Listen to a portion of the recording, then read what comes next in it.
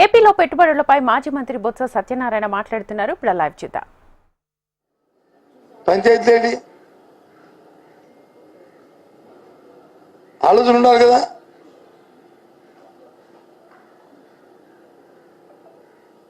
దౌర్జన్యానికి ఎక్కడైనా అడ్డు ఉండాలి కదా. అదిలే పోనీ రైతాంగానికి గిట్టుబడి ధర ఇస్తానంటే నేను అడుగుతున్నాను. మిర్చిలో మార్కెట్ ఇంటర్వెన్షన్ చేసి ఎక్కడైనా ఒక టన్ను మిర్చిని కానీ ఒక క్వింటాల్ మిర్చిని కానీ ఈ రాష్ట్ర ప్రభుత్వం ఎక్కడైనా కొనుగోలు చేసిందా మీకున్న ప్రభుత్వ ఏజెన్సీల ద్వారా?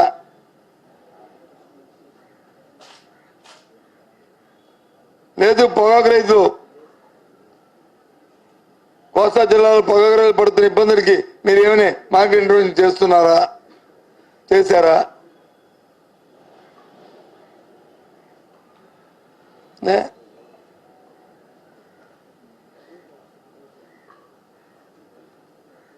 పరిశ్రమలు కార్మికులు మూతపడిపోతే కార్మికులు ఇబ్బంది పడుతున్నారు. మాటలు చూస్తే కోట దాటిపోతున్నాయి, చేతలు చూస్తే అక్కడ కనిపించట్లేదు.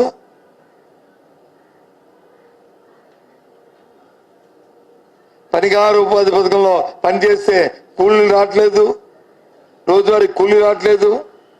ఎప్పుడు కనీ విని ఎరిగిన రీతిలో 80 రోజులు అయిపోతుంది ఈ రోజుకి. ఇంకా కూలీ రావట్లేదు, ఇంకా బకాయిలు ఉన్నాయి. ఎండాకాలంలో పనులు లేక రైతాంగం వచ్చి రైతు కూలీ వచ్చి ఇబ్బంది పడుతున్నాడు గ్రామాల్లోనూ.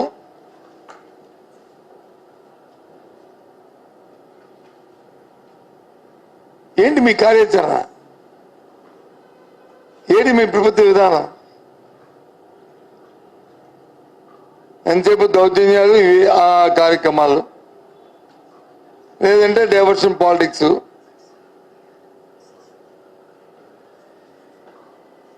ఇది తప్ప ఇంకేమి కనిపిస్తే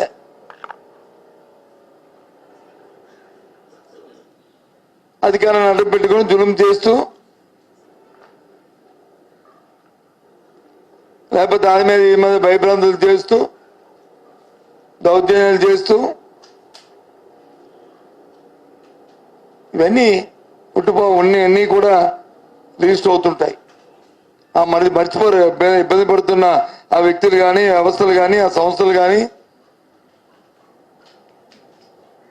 అవన్నీ ఉట్టిపోవు. వ్యవస్థను కాపాడుకోవాల్సింది ముఖ్యం. ఇవాళ ఈ ప్రభుత్వం చేస్తున్న ఈ అలసత్వం వల్ల, ఈ దుర్మార్గమైన ఆలోచన వల్ల రాబోయే తరాలకు చాలా ముప్పు ఉంటుంది. రాబోయే కాలానికి చాలా ఇబ్బంది వస్తుంది.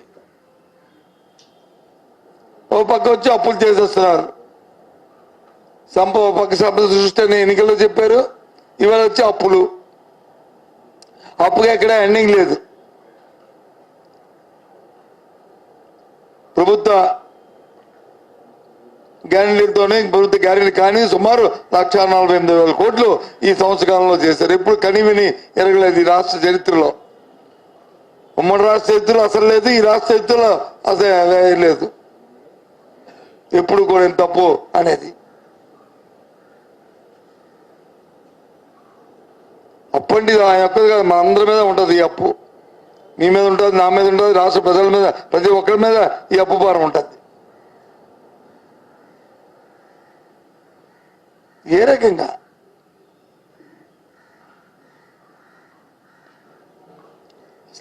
అది ఎక్కడ కూడా ఏ శాఖలో కూడా అకౌంటబిలిటీ కనిపించట్లేదు,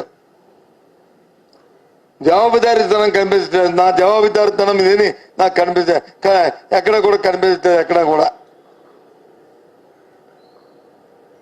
ఆర్థికంగా కనిపించలేదు, దీంట్లో కనిపించలేదు, చూస్తూ కనిపించట్లేదు. చెప్పనండి ఏ ఒక్క శాఖ మంత్రినైనా సరే దయచేసి, ఇగో నా శాఖలో సభలతో ఇదని చెప్పనండి, కనిపించట్లేదు.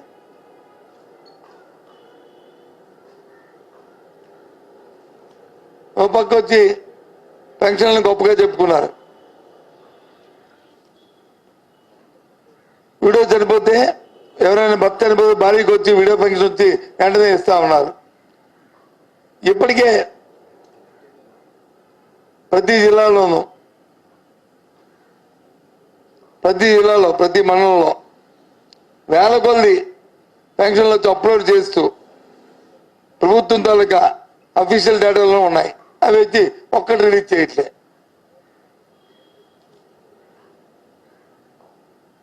ఏంటి విధానం? పిల్లల తాలూకా పిల్లలు చదువుకునే దానికి ఫీజు రింబర్స్మెంట్లో పక్కలేవు. ఆరోగ్యశ్రీ ఒక పక్క వాళ్ళు ఇబ్బంది పడుతున్నారు. ఆరోగ్యం లేదు, చదువు లేదు. ఊరుగా చదువుల గురించి చెప్తారు, ఏదో కొత్తగా ఇవాళ పెట్టినట్టు. సరే, అది వాళ్ళ తాలూకా గ్రేట్నెస్ కోసం వాళ్ళ తాలూ చెప్పుకుని మాకే అభ్యంతరంలే.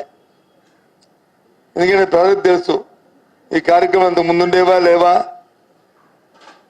జరగలేదా, అది ఆ ప్రజలకు తెలుసు.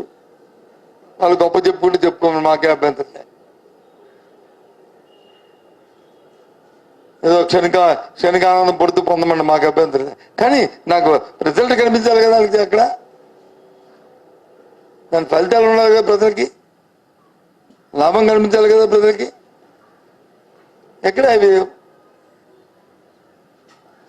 నిర్దిష్టమైన విధానం ఏ శాఖలో కనిపించట్లే. ఒక శాఖ కాదు, ఏ శాఖలో కనిపించట్లే.